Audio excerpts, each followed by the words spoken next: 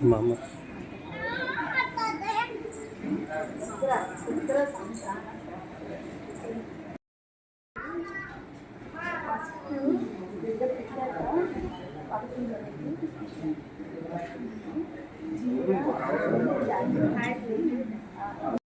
గర్భిణీ స్త్రీ సంస్కారం చేసుకుంటే గురువుగారు చీర పెట్టిస్తున్నారు.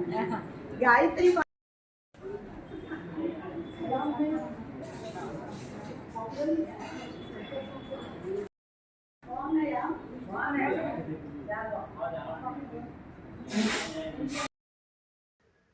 ఓం భూర్భువః స్వాహ తత్సవితుర్వరేణ్యం భర్గో దేవస్య ధీమహి ధియో యో నః ప్రచోదయాత్.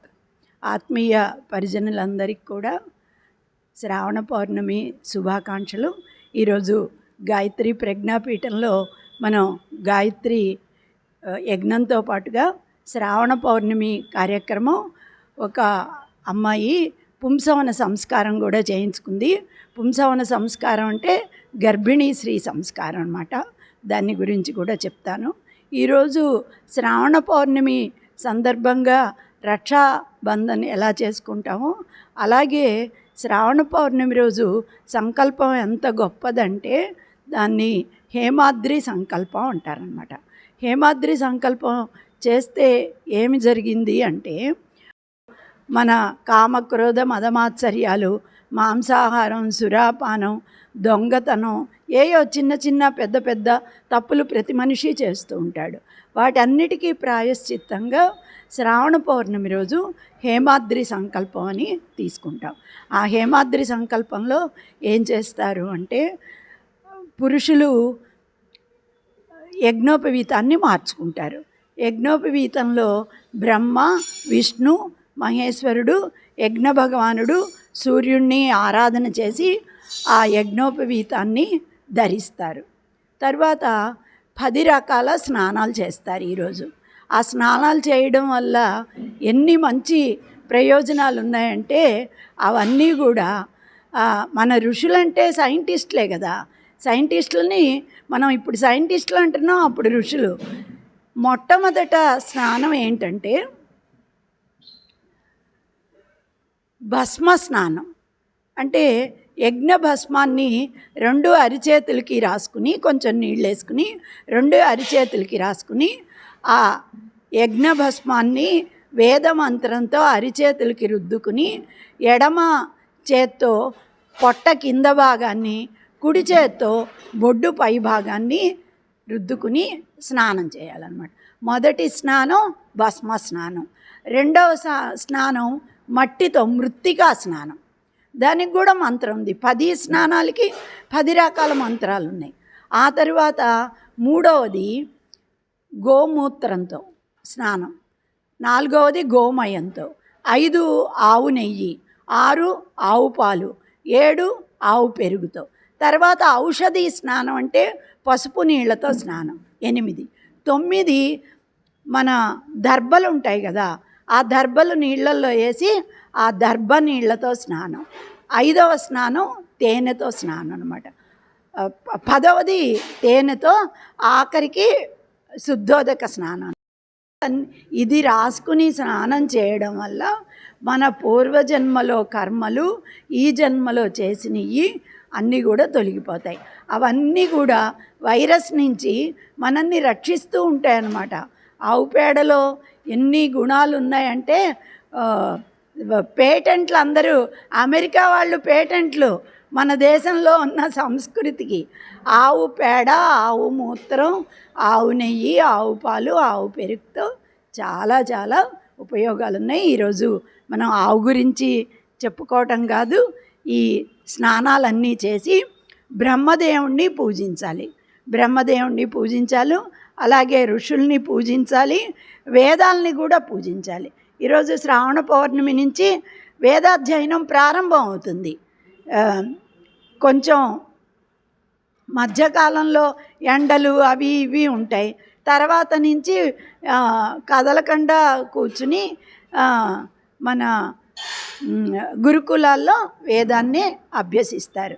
ఈరోజు ప్రారంభం చేస్తారు, ఉపాకర్మ అంటారు. శ్రావణ పౌర్ణమి రోజు నుంచి మనం వేదాధ్యయనం ప్రారంభం చేస్తాం. అలాగే ఇవాళ రోజున కులమత భేదం లేకుండా, స్త్రీ పురుష భేదం లేకుండా అందరూ కూడా వేదాన్ని చదువుకోవడానికి బాగా ఉత్సాహం చూపిస్తున్నారు.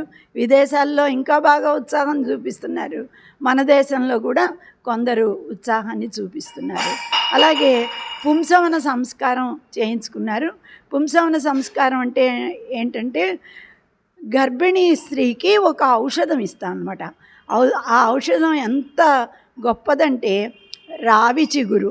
రావి చిగురు దేవ అంశతో పుట్టిందనమాట. దేవయోని నుంచి పుట్టింది రావి చిగురు.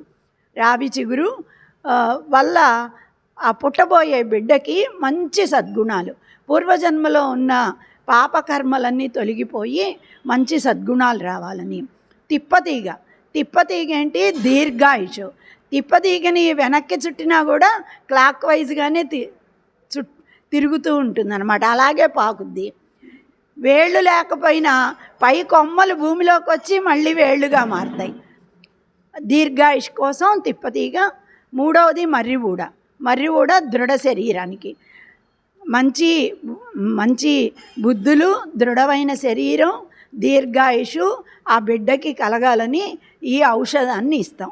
అదేవిధంగా గర్భిణీ స్త్రీ కోపము, ఆవేశము, టెన్షను అలాంటివి కాకుండా ప్రతిరోజు దైవనామ స్మరణ చేసుకోవడం, ఏదైనా మంచి పుస్తకాలు చదవడం, అవన్నీ చేయమని చెప్తాం. అలాగే గర్భంలో ఉన్న స్త్రీ తల్లి ఏది చదివితే అవన్నీ నేర్చేసుకుంటాడు.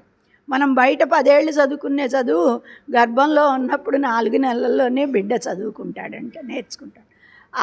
దానికోసం మనం గర్భిణీ స్త్రీ సంస్కారం చేస్తాం. యజ్ఞం చేసుకుని, యజ్ఞంలో కొన్ని 5 సార్లు పొంగల్ని యజ్ఞంలో ఆహుతిస్తాం. అన్నీ కూడా వేద మంత్రాలతోని ఆహుతి ఇచ్చిన తర్వాత మిగిలిన పొంగల్ని వేద మంత్రంతోనే భుజించాలన్నమాట. భుజించినట్లయితే ఈ పొంగలి వల్ల జరిగిన యజ్ఞ ప్రసాదంగా పొంగల్ని స్వీకరించడం వల్ల అందులోకి ఆ వాయువులో నుంచి అందులో అంతా ఔషధ ద్రవ్యాలుగా మారతాయి. బిడ్డకి తల్లికి ఆరోగ్యంగా ఉంటుంది, మంచి సంస్కారం కలుగుతుంది. ఆ పుట్టే బిడ్డ గొప్ప మహానుభావుడు కావాలి, గొప్ప ఆత్మ ఈ బిడ్డలో ప్రవేశించాలని కోరుకుంటాం. ఈ సంస్కారం 3వ నెల నుంచి 7-8 నెలల వరకు చేసుకోవచ్చు. చివరి నెలల్లో అయితే అంత ప్రభావం ఉండదు కాబట్టి 3వ నెల నుంచి చేసుకుంటే చాలా బాగుంటుంది. అది వరకు ఒక ఆవిడ ఇట్లాగే గర్భిణీ స్త్రీ ఆవిడ ప్రతి నెల వచ్చేది, ప్రతి పౌర్ణమికి వచ్చి ప్రతి నెల ఔషధం తాగేది, ప్రతి నెల సంస్కారం చేయించుకునేది. చాలా మంచి బిడ్డ పుట్టాడు. వాళ్ళు ఏం చేశారంటే, ఆ బిడ్డ పుట్టిన తర్వాత ఈ యజ్ఞానికి డొనేషన్ ఇచ్చి ఆ రసీదు పుస్తకం మీద కూడా ఆయన సంతకం పెట్టకుండా ఆ బిడ్డ బొట్టన వేలికి సిరా రాసి పెట్టించాడనమాట. అంతకుముందు మన దగ్గర చేయించుకున్న వాళ్ళు కూడా, మాకు తెలియదండి, అప్పుడు ఫస్ట్ బిడ్డ అప్పుడు చేయించుకోలేదు, ఈ సంస్కారం చేయించుకున్న బిడ్డలకి అంతకుముందు బిడ్డలకి చాలా తేడా ఉంది, ఈ బిడ్డ చాలా చక్కగా చెప్పిన మాట వింటాం, అన్నీ చదువుకోవటం, నేర్చుకోవటం, చాలా చలాకీతనంగా ఉత్సాహంగా ఉంటాడు అని చెప్తారు. మీరందరికీ ఇదే ఆహ్వానం. విజయవాడ ఐలాపురం అవుట్గేట్ రోడ్లో 3వ నెంబరు మలుపు తిరిగే చోట A1 టిఫిన్ సెంటర్ పక్కన గాయత్రి పరివార్ ట్రస్ట్ ఉంది. అందులో ప్రతిరోజు ఉదయం 7 గంటలకి హోమం జరుగుతుంది. ఈ హోమంలో కుల మత భేదం లేకుండా, ఏ విధమైన ఫీజు లేకుండా మీ చేతులతో మీరు యజ్ఞం చేసుకోవచ్చు. అలాగే ఇక్కడ కూర్చుని మీరు ఎంతసేపు అయినా జపం చేసుకోవచ్చు, ధ్యానం చేసుకోవచ్చు. ఇక్కడ మంచి మంచి పుస్తకాలు ఉంటాయి, పుస్తకాలు చదువుకోవచ్చు. పౌర్ణమి రోజు మాత్రం 10 గంటలకి ప్రారంభం అవుతుంది. ప్రతిరోజు 7:30కి ప్రారంభం అవుతుంది. ఈ అవకాశాన్ని మీరందరూ వినియోగించుకోవాలని కోరుకుంటున్నాను. మీ అందరికీ ఇదే ఆహ్వానం. గాయత్రి పరివార్ పీఠానికి, ప్రజ్ఞాపీఠానికి వచ్చి మీరు చక్కగా యజ్ఞం చేసుకుని భోజనం చేసి మీరు ఈ ఆనందాన్ని ఎప్పుడూ మర్చిపోలేరు. మీరు తప్పకుండా రావాలని మిమ్మల్ని కోరుకుంటున్నాను.